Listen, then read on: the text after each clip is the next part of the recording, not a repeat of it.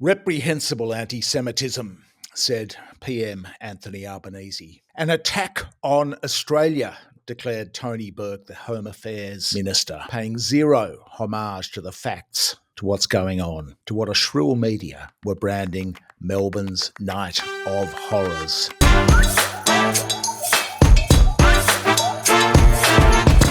So here we go again, another anti-Semitic horror story.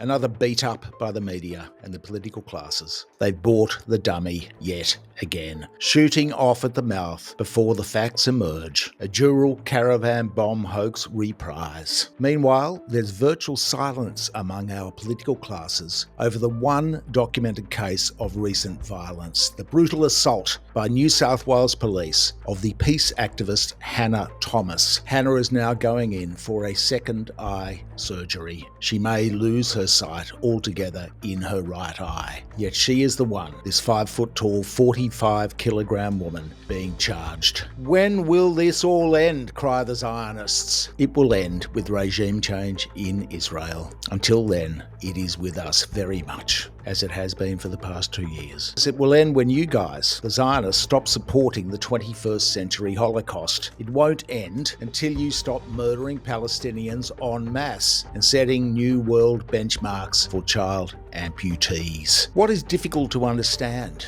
about this self-evident truth? Well, there's plenty as far as our corrupted politicians go. As the victimhood calls by the Zionist perpetrators continued to ring out on Tuesday morning this week, the Education Minister Jason Clare sallied forth, and Jason foreshadowed anti-Semitism being part of the school curriculum. Not racism in general, just this special kind of racism. He stood ready, he said, to reform the school curriculum in Australia to teach more about anti-Semitism. This as Benjamin Netanyahu, the Prime Minister of Israel, was recommending Donald Trump for the Nobel Peace Prize. You could not make this up. And Jason Clare's misguided ramblings about a course in selective racism had come hard on the heels, let's not forget, of the Victorian Premier Jacinta Allen announcing after Melbourne's Night of Horrors a special task force into anti-Semitism. Another one. There's an anti-Semitism inquiry underway in New South Wales where it's clearly being demonstrated that the scourge of anti-Semitism, yes, it is a thing, but it's way over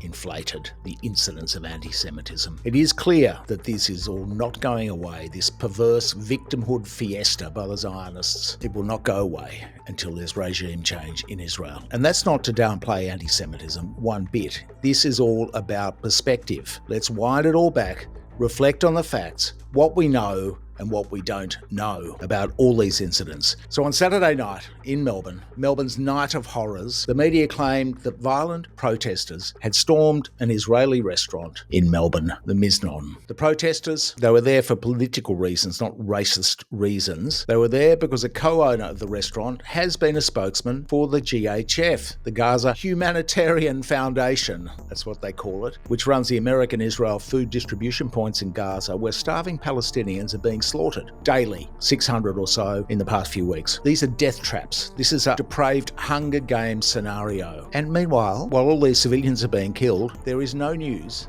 by the IDF of one Hamas operative shot. It's just civilians starving, queuing for food, running the gauntlet of American mercenaries and IDF soldiers. Now, police subsequently charged in Melbourne at least one of the protesters for attacking the Israeli restaurant Miznon. In fact, they were amassing outside protesting, the co-owner. And then there was the other incident, a suspected Iranian terrorist who turned out to be called Angelo Loris firebombed a synagogue in Melbourne on Saturday night. Well, they called it a firebomb. Torched it, they said. Torched it, cried the media in unison. So it is that once again, Australian politics is consumed with anti-Semitism. While over in Israel this week, in the Knesset, which is the parliament in Israel, they were debating the right to rape Palestinian prisoners. Meanwhile, another 100 are slaughtered overnight in the death camps of Gaza, in the concentration camps. The irony is not lost on anybody in the world except our politicians and media. Women starving starving so badly that they can't feed their babies. They're malnourished. Yet the IDF is withholding baby formula along with other food and medicine, deliberately starving an entire population. You can't get more genocide than that, starving even the babies. Yet somehow the politicians and their lobbyists in Australia and in Western governments worldwide and their media, they managed to drag the spotlight away from what our friend Israel is doing and claim this anti-Semitic crisis has materialised out of the blue like some sort of alien spaceship descending on Earth. Suddenly, without reason, they never mention the genocide. To be absolutely clear, we don't condone violence at all. Not harassing people in restaurants, certainly not burning synagogue doors, but we don't condone either the complete lack of perspective and integrity in politics and journalistic reporting in the mainstream media either. They just jump to the gun, they get on the bandwagon and they cry anti-Semitism without any evidence of intent or motivation. They call us old-fashioned, but we prefer to look at the facts, the numbers and the evidence here. It gets us into trouble at Michael West Media, but we do it because this is a public service, because elsewhere they failed. Now, nobody was injured in the Melbourne fracas on Saturday night in what they're dubbing the Night of Terror, except perhaps some peaceful protesters punched in the head on the pavement by Miznon associates, by the restaurant's friends, the IDF types. That's what the video shows. Take a look at the video clip. Make up your own mind. Again, let's look at the evidence. What do we know? We know the media framed it with the usual blithe hyperbole as horrific and shocking and all the usual epithets. Quote, the latest in a string of shocking anti-Semitic attacks. No, it wasn't. It was a bunch of people protesting Israel's genocide. It had nothing to do with Jewish people at all. This is about the actions of a government and an army, the IDF. Now, the Melbourne synagogue torched, they said, firebombed. The fact is the door was singed. That's the fact. What were his instructions, this guy, Angelo Loris, this mysterious Angelo Loris? To cook the door medium rare? It's the world's worst arson job. Do you want to know what a real attack is? Here it is. Hannah Thomas, bashed by New South Wales Police as part of the New South Wales Premier Chris Minns' Zionist-driven police crackdown on peaceful protesters. Peaceful protesters. This is a woman of slight build, yet Hannah is now preparing a second round of surgery, another operation, the prospect she may never see again in her right eye. Where is Chris Minns? Where is Chris Minns' righteous indignation over this brutality? Actual brutality, an actual crime. Unlawful protest, they cried. All the patsies in the media and politics. What is a lawful protest then, if this was unlawful? Is it not lawful to stand outside a building with a sign? Not in the Emerald Police State, apparently. And Thomas was charged with resisting arrest and refusing or failing to comply with directions to disperse. It was revealed on Monday that her arrest documents show that her second charge, and this is further ridiculous police action, that her second charge cited emergency police powers under Part 6A of the Law Enforcement Powers and Responsibilities Act, LEPRA, powers that required the direction by senior police chiefs.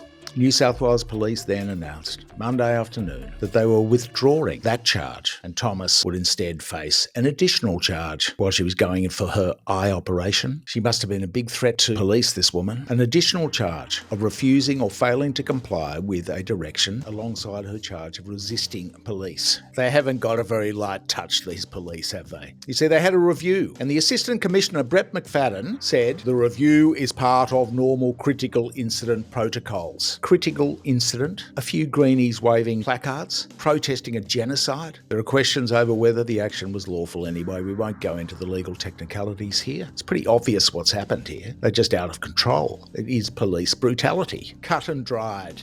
Herein lies another paradox. What was the reaction of the federal government to this one? Well, the reaction of Minister Tony Burke says it all. To quote Tony, in the case of the Melbourne Night of Horrors, it was an attack on Australia. He was all but wringing his hands like Dame Judi Dench playing Desdemona, this guy. Yet how is this for the yin and the yang? In the wake of the Hannah Thomas assault by the New South Wales Police, Burke's remarks were, no one's above the law. Clearly the law's not above the law. No one's above the law. And what have you got to say about it now, Tony? Seriously. I mean, you guys look like total dopes. It's as simple as that. Burke's remarks epitomise, though, the double standards which are completely undermining social cohesion in Australia. So we don't want to single him out, Tony Burke here, as a sole genocide apologist. This is a collective problem of politicians and media reacting too quickly, too wrongly, caving into pressure from an extremely well-organised foreign lobby group with decades of successful campaigns, browbeating media and politicians to see it their way, on threat of being called anti-Semitic. Check out our previous video on the Israel lobby and the media. And it's not just Australia. It's everywhere in the Western world. In Britain, they just arrested an 83-year-old retired Anglican priest, Sue Parfitt, on suspicion of supporting Palestine Action. The Palestine Action group is a courageous protest group whose members risk going to prison for protesting genocide. They get about red spray painting officers and the hardware of the British war machine, Elbit Systems and these people. Anybody aiding the war crimes in Palestine, which the British government is supporting, just like in Australia. But they're much more effective. So now, the British government has prescribed Palestine Action as a terrorist group for spray paint. Well, here, check out this photo. Foreign Minister David Lammy shaking hands with a real war criminal. I mean, has the world lost the plot? Just who is the terrorist here? It's very obvious to billions of people, but just not the political elites in the Western governments. Now, this is not to provide any approval at all to the arsonist or to people harassing diners at a restaurant. It's merely to record the facts.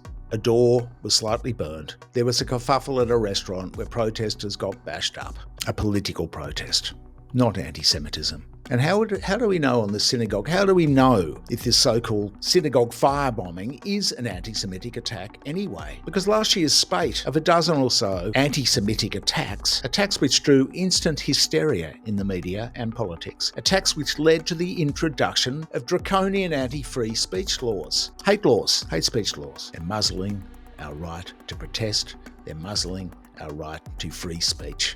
They've crushed dissent in the universities. Meanwhile, government handouts for security for the Zionist establishment and reprisals against peaceful protesters. Now, all these anti-Semitic attacks, there are no Muslims involved, despite the calumny that they suffer in the media, the dehumanisation of Arabs and Muslims. All these incidents were found to be the work of petty criminals funded by foreign protagonists. That's right, no sign of political motivation. Same deal for the Dural caravan hoax, the so-called biggest terror plot in Australian history, a rort. Again, the ultimate perpetrators are still out there somewhere, scot-free, as yet unknown. Or if they're known to police, the police aren't telling us anything. And why would that be? The Adas Israel fire, the synagogue last December. Months have elapsed. There are no suspects, no CCTV, no motive, no update on the investigation, no intention established, yet we're told that this is an anti-Semitic attack. Bondi egging scandal, which set off a furor in federal parliament and led to the laws of the Commonwealth being changed, laws which encroached further on freedom of speech. Well, the Bondi egging scandal turned out to be a couple of kids getting about in mum's car, skylarking on a joyride, egging teenage girls who were not even proven to be Jewish. Just happened to happen in Bondi. The AJA, the Australian Jewish Association, this right-wing nutjob collectives, their fake anti-Semitism banknote scandal. What about that one? Can't they take fingerprints, these police? The police have walked away from that. That's finished. Not a whimper, no announcement. They just walked away, like the rest of it. How is it that no mastermind has been apprehended for any of these crimes? I mean, we have, for goodness sake, the Australian Signals Directorate, highly sophisticated cyber capability in federal government, all the expertise, all the police resources at our disposal, yet we can't even work out who is behind all this. All we have is a bunch of desperate-looking people. They look like ice addicts, petty criminals, apprehended. No political activism track record. Nothing on the CV that would suggest that it's terrorism. No public information as to who was funding them. A dozen incidents, every case unsolved. And now we have our fearless leaders espousing further crackdowns and crying anti-Semitism with no knowledge as to the motivations of this guy, Angelo Loras, who's just bobbed up with a tiny little social media history following fitness influencers. A guy from Toongabbie in Sydney, who for some reason decided to travel to Melbourne last weekend to burn a synagogue door. No history of political activism. All we're told is that he is Iranian, because Iranians are the bad guys and the other guys are the good guys, the usual Hollywood cops and robbers, Indians and cowboys scenario. It's what they want. We're told he's a very bad guy, and he might be a very bad guy. Who knows? The facts are that we don't know who he is, who was paying him, if he was being paid, or what his intentions were.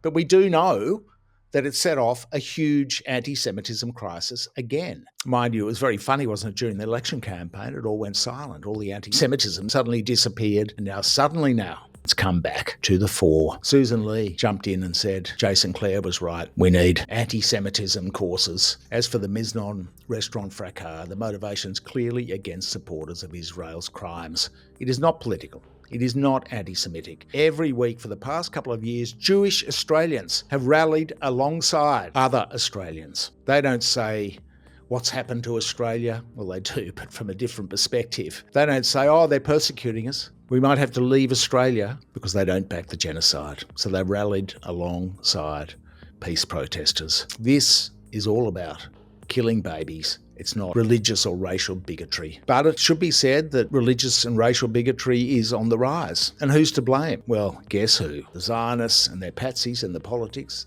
and the media, because people don't believe you anymore. They can see it. The genocide is being live streamed. So why this inaction by authorities? Why this fear? Well, states have a duty under the Geneva Convention, under Article 1, to do all that they can to stop genocide, not dilly-dally about feigning deep concern with furrowed brow, not trafficking in empty words while financing a genocide via the Sovereign Wealth Fund, the Future Fund, or the superannuation system. Here it is. These guys have made us all investors in weapons which kill children in Gaza and the West Bank. White phosphorus even. We broke the story here a month ago on that. They have blood on their hands. That's the problem. They're at risk of prosecution for aiding the ultimate crime of genocide under the provisions of the Geneva Convention. They have legal risk. They could have acted.